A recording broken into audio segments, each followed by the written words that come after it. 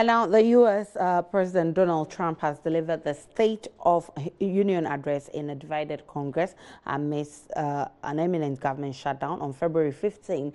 Aspects ahead of the speech were split between whether or not he will moderate his stance and policies to win over Democrats or reaffirm his position, as controversial as they may be, including building a wall on the Mexican border. Today, in our crossover to Germany, Peter Gluckhoff is a political correspondent with our partner DW, and he's been explaining to Komlado.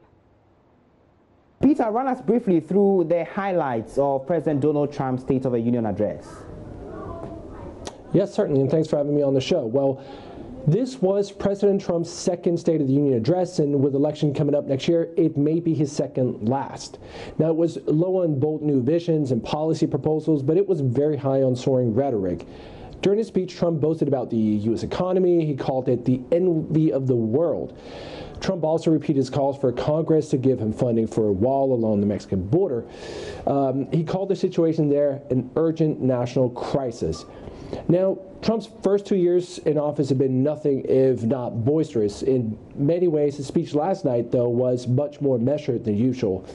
What's different this time around? Well, Republicans are no longer in complete control. The Democrats now run the House of Representatives, and that means Trump needs to win them over if he wants to get anything done in Washington. Rhetorically, that new reality appears to have sunk in. He called on Republicans and Democrats to govern not as two parties, but as one nation. In terms of policies, Trump didn't really offer anything, though, that would convince Democrats to come around. Now, what has been the reaction from some of the European leaders so far to these? Well, the truth is there haven't been a lot of reactions. Many here see Trump's presidency as highly erratic, and many feel like they can't really rely on the U.S. the way they used to. Trump has made no secret of where his priorities lie, and that is at home. And this speech was no different. If European leaders were hoping for clarity, they did not get it. Trump still wants to pull out of Syria and Afghanistan, but he didn't specify when. He did tone down his criticism of NATO, however, which he's been attacking for the past 2 years. He's threatened to pull out of the military alliance because he says member nations aren't paying their fair share.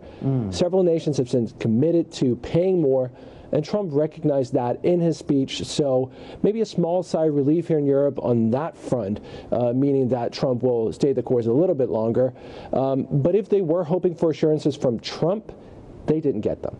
Interesting there, but let's stay on something to do with migration, because it continues to be a very sticky issue, and we know Ghana is facing some visa restrictions imposed by the U.S., which is seeking to deport some 7,000 Ghanaians. But when Donald Trump said in his speech that he wants many people to come to the U.S., is that seen more as a contradiction or as a moderation of his well-known stance? Right, that's a great question. Trump has done or said little to suggest that he is going to change radically on immigration.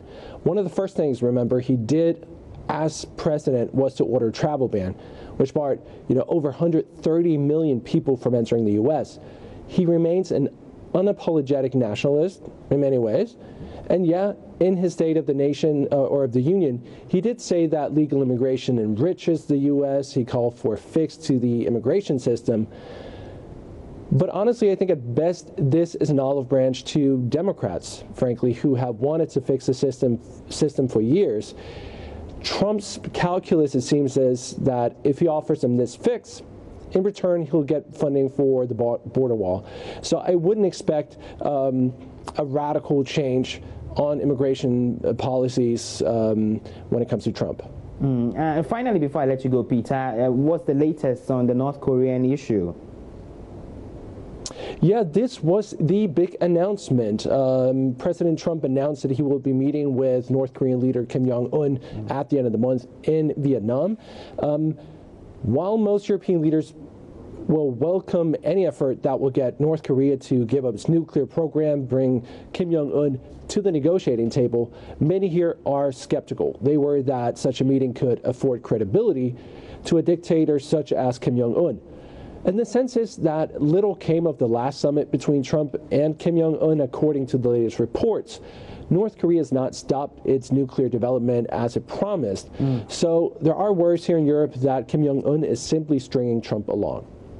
All right, thank you very much, Peter Dahl, our correspondent, political correspondent with our partners DWTV there, with all the updates following Trump's State of the Union address yesterday, and some updates on that Trump and Kim meeting, which is slated for Vietnam.